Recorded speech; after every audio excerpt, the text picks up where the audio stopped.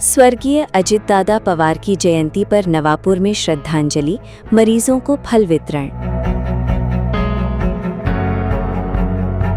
महाराष्ट्र की पूर्व उप मुख्यमंत्री एवं राष्ट्रवादी कांग्रेस पार्टी अजित पवार गुट के दिवंगत नेता स्वर्गीय अजितदादा पवार की जयंती के अवसर पर नवापुर नगरपालिका के वीर एकलव्य सभागार में उन्हें भावपूर्ण श्रद्धांजलि अर्पित की गई।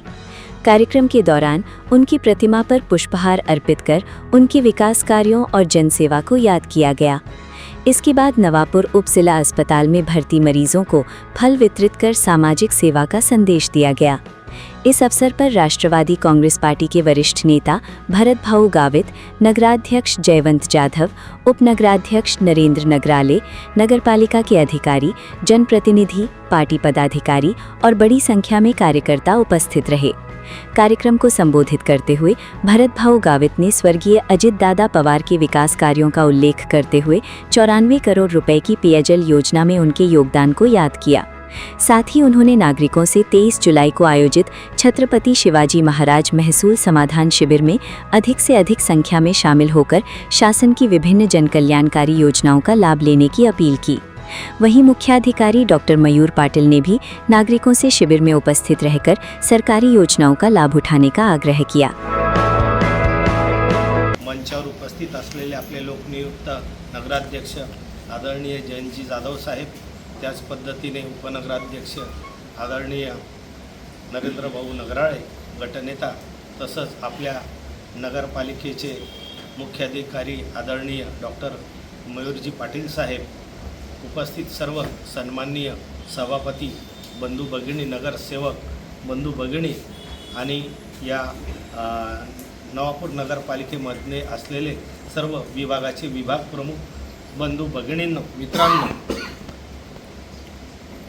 ज्या पद्धतीने 13 तारखेपासून आपण नवापूरमध्ये आणि नंदुरबार जिल्ह्यामध्ये एक सप्ताह आपण जयंतीच्या निमित्ताने साजरा करत आहोत आणि आज अजितदादांचा जन्मदिवस, पण आज तो आपल्याला जयंती म्हणून साजरा आपण सध्या नगरपालिकेच्या आवारात नवापूर तालुक्यामध्ये, नंदुरबार जिल्ह्यामध्ये आणि उभ्या महाराष्ट्रामध्ये आज हा आपण जयंती दिवस आपण साजरा करत आहोत। विविध उपक्रम आपण साजरा केलेत, त्याच्यात रक्तदान शिबिर आपण घेतलं, त्याच्यात माझ्या बंधू भगिनींनी सहभाग नोंदवला। त्याचप्रमाणे एकल माझ्या माता भगिनी होत्या, त्यांना आपण इथं साडी वाटपाचा कार्यक्रम आपण या ठिकाणी केला। जे विकलांग लोक आहेत त्या विकलांग लोकांना आपण ड्रेस मटेरियल आपण त्यांना त्या ठिकाणी दिलं आणि आज रुग्णांना उपरुग्णालय या ठिकाणी आपण जाऊन जे रुग्ण आहेत त्यांना आपण फळ वाटपाचा कार्यक्रम करणार आहोत। आणि त्याच पद्धतीने आपल्या नगरपालिकेच्या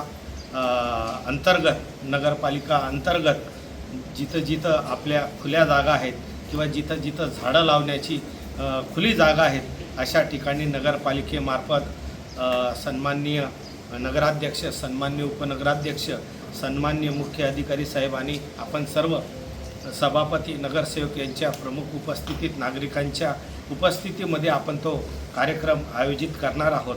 विविध उपक्रम या ठिकाणी आपण साजरे करत आहोत। त्याच्यानंतर दुपारी आपल्याला नंदुरबार या ठिकाणी शिवाजी नाट्यगृह या ठिकाणी दादांवर बोलण्यासाठी एक विचारवंत त्या ठिकाणी येणार आहेत, त्या ठिकाणी सुद्धा आपल्याला उपस्थिती दाखवायची आहे आणि असे विविध कार्यक्रम या निमित्ताने आपण करत आहोत आणि करणार आहोत। अजितदादा म्हणजे तुमच्या आमच्या सर्वांचं, या महाराष्ट्राचं लाडकं नेतृत्व, एक जाणता राजा तुमच्या आमच्यातनं हिरावून नेला। प्रत्येकाचं आयुष्य असतं आणि त्या आयुष्यामध्ये तो कशा पद्धतीने वागतो आणि समाजामध्ये काय काम करतो आणि समाजाला कशी दिशा देण्याचं काम करतं याचं ज्वलंत उदाहरण म्हणजे अजितदादा आहे। मोठ्यांपासून तर लहानांच्या तळागाळापर्यंत अजितदादांनी सगळ्यांना सावरण्याचा, समजण्याचा प्रयत्न केला आणि या महाराष्ट्राला एक नवी दिशा देण्याचा त्यांनी प्रामाणिकपणे प्रयत्न केला। या महाराष्ट्रामध्ये जवळजवळ 6दा मुख्यमंत्री होण्याचा मान आदरणीय अजितदादांना मिळाला। अजितदादांचं स्वप्न राहिलं, तुमचं आमचं सगळ्यांचं स्वप्न राहिलं की आपण राष्ट्रवादीचे नेते अजितदादा यांनी महाराष्ट्राचं मुख्यमंत्री व्हावं, पण ते अखेर ते स्वप्नच राहिलं. आज आमच्यात अजितदादा जरी नसले, पण अजितदादांच्या आठवणी आणि अजितदादांची जी शिस्त आणि जो संयम होता ते आपल्याला अंगीकारायचा आहे आणि त्या पद्धतीने हा राष्ट्रवादी पक्ष हा आपल्याला पुढे न्यायचा आहे. अजितदादांनी बघितलं तर त्या प्रत्येक क्षेत्रामध्ये त्यांनी न्याय देण्याचा प्रयत्न केला. त्यांना स्वच्छतेबद्दल फार त्यांना चिंता होती. जिथं जाऊ तिथं ते स्वच्छतेबद्दल, साफसफाईबद्दल बोलायचे. आणि जेव्हा आम्ही बारामतीला गेलो, मला दुर्दैव तो प्रसंग आला, त्यांच्या अंत्यविधीसाठी गेलो आणि तेव्हा ते बारामती पाहिलं, तर बारामतीसारखं शहर खरंच हे प्रत्येक ठिकाणी झालं पाहिजे. प्रत्येक महानगरपालिका आणि नगरपालिका तशी झाली पाहिजे असं अजितदादांचं ते स्वप्न होतं. आणि ते करण्यासाठी काही ना काही फुल नाही, पण फुलाच्या पाकळीप्रमाणे काही अंशी आपण आपल्या नगरपालिकेमध्ये जसं एक राष्ट्रवादी पक्षाने देवराई तर वनराई असा हा एक संकल्प केलेला आहे. आणि त्याच पद्धतीने आपल्यालासुद्धा नवापूर नगरीमध्ये हिरवगार सुजलाम सुफलाम आपल्याला नवापूर करायचं आहे. आणि तो कार्य घेऊन आपल्याला पुढं जायचं आहे. आणि त्याच पद्धतीने ज्या नवापूर नगरपालिकेसाठी आपल्याला जे नळपाणी पुरवठा योजना आहे ती अजितदादांच्या आशीर्वादाने आपल्याला ही नळपाणी पुरवठा योजना इतकी मोठी या शहरवासियांसाठी करून दिली, ते मी कदापि विसरू शकत नाही. कारण जेव्हा अजितदादांना भेटलो, जेव्हा हे सर्व शिष्टमंडळ किंवा हे नवीन नगरसेवक नगराध्यक्षासहित आपण त्यांना भेटण्यासाठी गेलो, तेव्हा अजितदादांना मी सांगितलं, पत्र दिलं की दादा, माझी नवापूर नगरपालिकेची 100 कोटीची योजना आहे आणि त्या 100 कोटीच्या योजनेमधनं 25% हा लोकसहभागातनं आपल्याला निधी द्यायचा आहे. आणि आमची नगरपालिका क वर्गाची आहे, तर याच्यातनं सुद्धा आपण मार्ग काढला पाहिजे आणि याच्यातनं लोकसहभागातनं आम्हाला कुठंतरी सवलत मिळाली पाहिजे. आणि 100% निधी हा शासनाने या क वर्ग नगरपालिकेला दिला पाहिजे असं मी जेव्हा दादांना बोललो, तर तेव्हा दादा म्हटले, 100% भरत, तू जे सांगशील ते पहिल्याच मिटिंगमध्ये मी ठराव करेल आणि मंजूर करेल. आणि त्यांनी दिलेला शब्द खराच ठरला.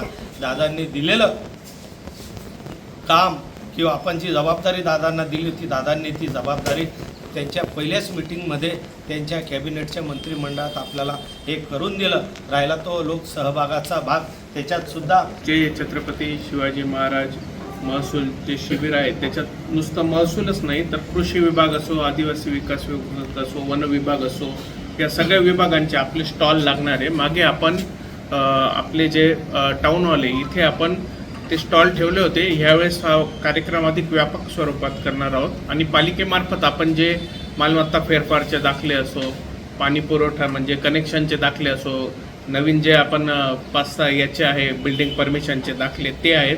आणि महत्त्वाचं म्हणजे आपले NULM मार्फत आपल्याकडे जवळपास 180च्या वर बचत गट आहेत, तर त्या महिलांना सुद्धा स्टॉल लावायला लावले आहेत. त्या महिलासुद्धा घरी जे बचत गटामार्फत त्यांनी पापड, कुरड्या किंवा पुरणाच्या पोळ्यासुद्धा जे बनवतात. म्हणजे नवापुरात एवढं काही करणारे लोक आहेत, परंतु ते पुढे व्यासपीठ न मिळाल्याने आपण बाहेरून पण आता नाशिकला सुद्धा 100-1 रुपयाला एक मांडे ते आपण म्हणतो पुरणाची पोळी, तेवढं एक भेटत असतं. आणि इथल्या लोकांना जर उपक्रम भेटला, चांगलं व्यासपीठ भेटलं, तर इथनं नाशिक पण अवघड नाही, तिकडे जाऊन सुद्धा विकू शकतो. परंतु या महिलांचाही तुम्ही सगळ्यांनी उत्साह द्विगुणित करावा म्हणून उद्याच्या या स्टॉलला या आपण सर्व लोकप्रतिनिधींच्या हस्ते मग हे दाखले वाटप पण करणार आहोत. त्यामुळे उद्याला सर्वांना तिथे सर्वांनी आवर्जून यावं अशी विनंती पण आहे. आणि दुसरं, यावेळेस शासनाने सुद्धा जे वृक्ष लागवडीचं धोरण ठरवलं आहे त्यानुसार नवापूर नगरपालिकेला 7,000 वृक्ष लागवड करण्याचे आपल्याला उद्दिष्ट देण्यात आलं आहे. तर त्यानुसार मला अशी विनंती राहील, आपण फॉरेस्ट विभागाला रोपं मागवले आहेत. आज माझी एकदा RFO मॅडम त्यांच्याशी पण बैठक होणारच आहे. तर मग तुम्ही सगळ्यांनी सुद्धा आपापल्या याच्यात जसं ओपन स्पेसमध्ये अशी काही झाडं असतील तर फक्त एकच विनंती राहील की कुठेही न लावता आपल्याला भविष्यात विकास कामाला अडथळा नको व्हायला. म्हणजे रोड बनवायचा राहील तर रोडसाठी तोडायची वेळ नको यायला. अशा ठिकाणी हे जर रोपं आपल्याला हवे असतील तर पालिकेचे विशाल असो किंवा भटसाहेब असो यांच्याकडे मागणी करावी, आपण ते रोपं तुम्हाला देऊ. आणि जिथे आवश्यकता वाटली तिथे काही आपले ट्री गार्ड्स पण पडलेले आहेत तर ते ट्री गार्डसुद्धा आपण देऊ. तरी जास्तीत जास्त उपक्रम आपण असे काही घेऊ, हे माझ्या मते अजितदादांना ही आदरांजली राहील आपली. त्यांचे विचार पुढे नेऊ आपण आणि जास्तीत जास्त आपलं नवापूर, जसं भाऊसाहेबांनी सांगितलं की बारामती शहरासारखं आपण सुंदर करू, त्यानुसार प्रसंगी मला काही कटू निर्णय पण घ्यावे लागतील, त्यासाठीही हे करा. कारण जसं कचऱ्याचं राहिलं, नाले तुंबताय, नाल्यात काही टाकून देत आहे, तर आपलं शहर आपण हाच ध्यास करू की बारामतीच्या धर्तीवर नवापूरचा सुद्धा विकास करू. ते अजितदादांना आपल्या सर्वांकडून मग ती आपली आदरांजली राहणार. GM न्यूज़ के लिए जनक दलाल, नवापुर, नंदुरबार.